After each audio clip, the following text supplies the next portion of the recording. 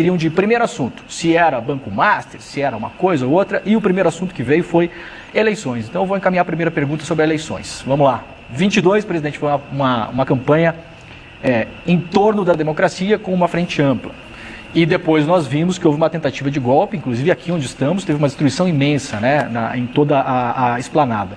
Esse ano a gente vê a extrema-direita se movimentando, inclusive movendo peças nos estados para tomar conta do Senado, e me parece um golpe continuado, presidente. É assim que o senhor está vendo essa campanha desse ano de novo? A gente vai estar em volta de defender a democracia brasileira mais uma vez? Bom, é o que nós temos lido na imprensa, acompanhado rádio, televisão, nas redes sociais, ou seja, uma tentativa de consolidar um esquema de ultradireita nesse país que passa por colocar um fim na democracia.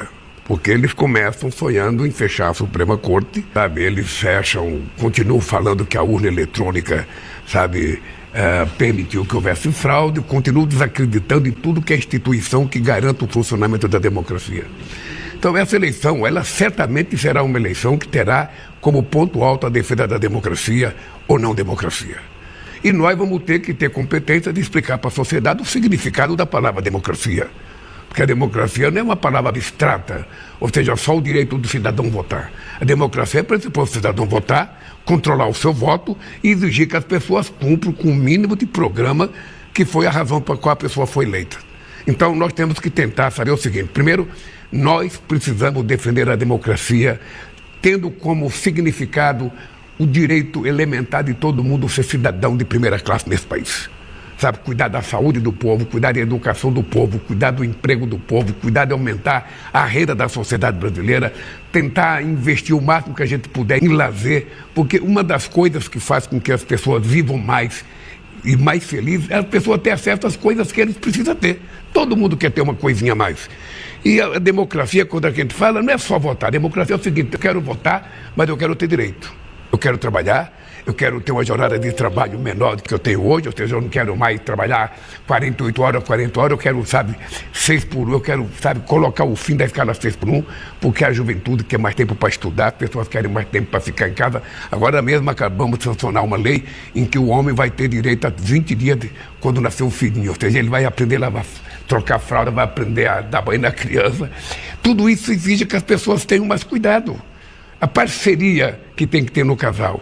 Então, eu acho que essa vai ser uma campanha. Eu terei muito, mas muito prazer de ser, dentre todos os candidatos, o único que a palavra democracia está na minha origem, está na minha vida do dia. Portanto, a democracia, ela é tão importante que ela fez com que o metalúrgico virasse presidente da República, fez com que o índio virasse presidente na Bolívia, fez com que o Chávez fosse na Venezuela, fez com que um Kirchner fosse na Argentina, fez com que uma mulher fosse a primeira no Brasil, a primeira na Argentina e a primeira no Chile.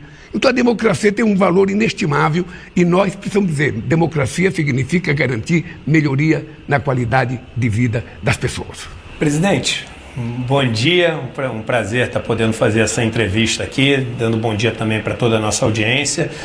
E eu tenho uma pergunta que é o seguinte: quando o senhor assumiu esse governo, e fala-se muito pouco nisso, existia um panorama de terra arrasada, principalmente nos programas de benefícios sociais, nos programas onde o Estado oferece algum tipo de rede de proteção para as pessoas que vivem as situações mais difíceis do Brasil.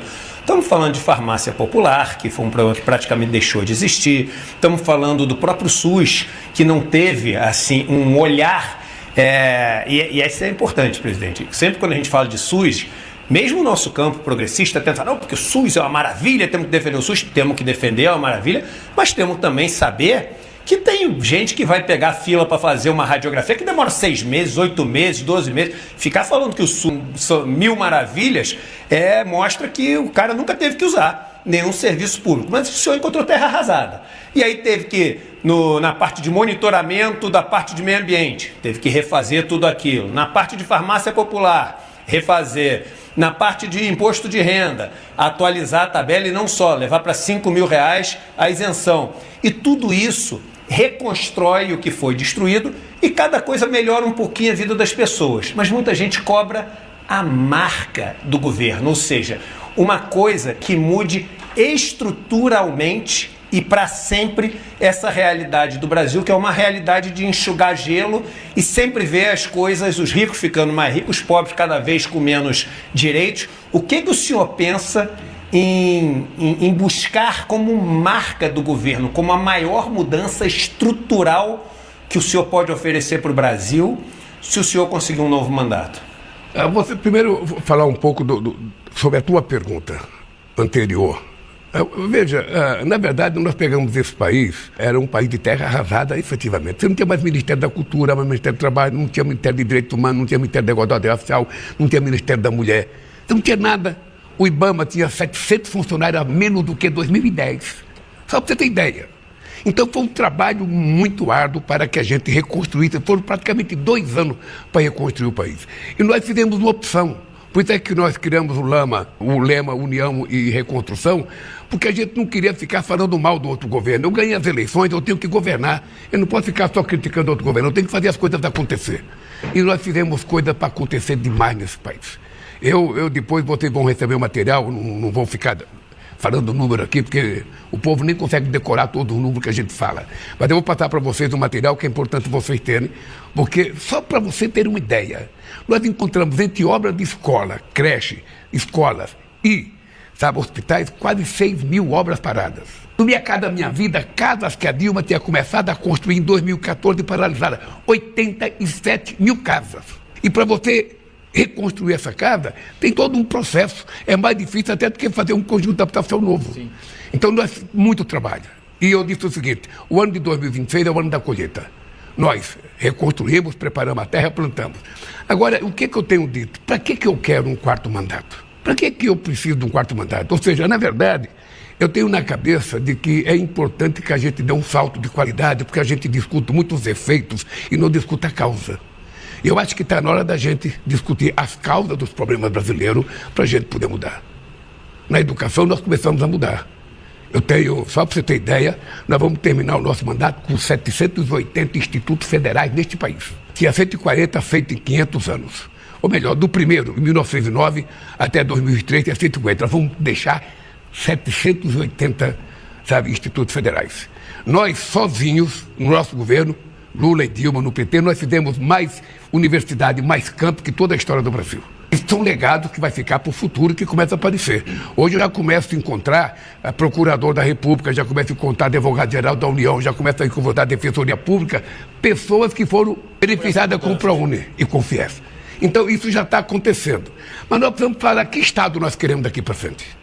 Eu, por exemplo, não quero um Estado em que a gente fique subordinado, quase que sequestrado pelo orçamento secreto. Todo mundo sabe que eu não concordo com o orçamento secreto, 60% do orçamento vai para ser, para a mão de deputado e senador. Isso não é correto nem para o Congresso, nem correto para o Executivo. Ou seja, nós temos que executar um orçamento porque a sociedade nos deu um mandato para governar esse país. Não é possível que você não acabe com os penduricários na história desse país. É preciso acabar com a promiscuidade política desse país.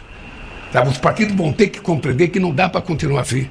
Não é possível a gente continuar com essa promiscuidade em que, quase que a verdade não vale mais nada. A verdade não vale, não é levada em conta. Então, por exemplo, vamos pegar o tema segurança pública. O que aconteceu na Constituição de 88? Na Constituição de 88, a gente discutiu a questão da segurança pública. Até lá, então, eram os militares que comandavam a segurança pública nos estados.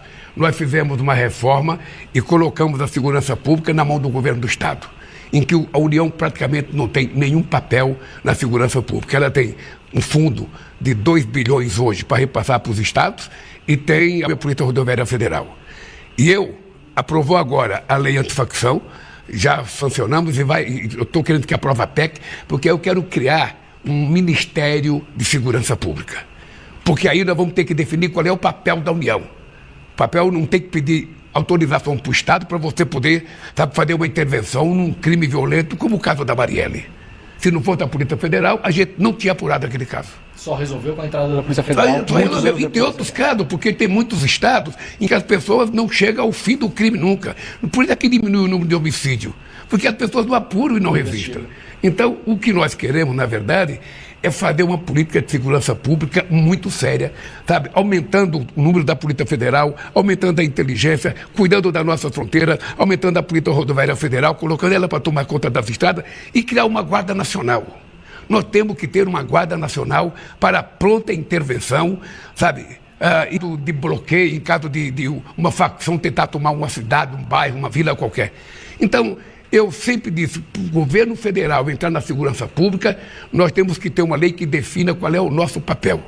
E a hora que aprovar a PEC, na semana seguinte será anunciada a criação do Ministério da Segurança Pública, sabe? Inclusive com orçamento. Porque não dá para a gente cuidar de segurança também, pedindo esmola a cada 10, dá 10 milhões para aquilo, 15 milhões para aquilo. Nós temos que ter um orçamento, se for necessário, um orçamento novo, se for necessário um orçamento robusto, para que a gente não fique brincando de fazer segurança. A sociedade está precisando que o governo federal entre em ação. E para entrar em ação, nós precisamos ter a aprovação da nossa PEC, senão a gente não consegue entrar. Porque hoje a segurança é quase toda da responsabilidade dos Estados pela própria Constituição. Então é uma coisa nova. Nós temos que rediscutir, por exemplo, a indústria da defesa no Brasil. Não pode um país com 16.800 quilômetros de fronteira seca, com 8.500 quilômetros de fronteira marítima, com 12% da água doce do mundo, com a maior floresta tropical do mundo, com terra rara, com minérios críticos, com tanto petróleo, ser desprovido de segurança. Nós nunca levamos a sério essa questão da segurança. Eu fico brincando com meus militares, daqui a pouco um país menor resolve invadir o Brasil e nós vamos ter dificuldade. Aliás, os Estados Unidos estão com autorização para colocar bases no Paraguai. Então hoje o mundo está exigindo que o Brasil pense em segurança com mais seriedade. Pense na defesa do povo, não é na segurança do presidente, é na segurança de 215 milhões de brasileiros. Nós vamos ter que levar mais a sério isso. Inclusive fortalecer a indústria da defesa, porque um país do tamanho do Brasil não pode ficar desprovido de segurança. Qualquer dia alguém resolve invadir a gente. Nós temos um cidadão no mundo que acha que é imperador. Que ele todo dia passa um Twitter, todo dia faz uma coisa, e o Brasil não pode ficar vulnerável. Nós somos um país muito grande, com um potencial extraordinário. Sobretudo agora que apareceram, sabe, o fenômeno das terras raras, que até então pouca gente conhecia, e as pessoas não sabem que a gente não conseguirá fazer bateria, sabe? Isso é uma coisa importante que eu nunca vejo nas conversas. O que são as terras raras? Explica, aproveita que a gente está com uma audiência muito grande, e por que tem tanta disputa por isso que é chamado de terras raras, presidente? Pois é, porque as terras raras têm componentes químicos, ou seja, que permite a gente criar, por exemplo, bateria, sabe, de carro elétrico. Chips de celular.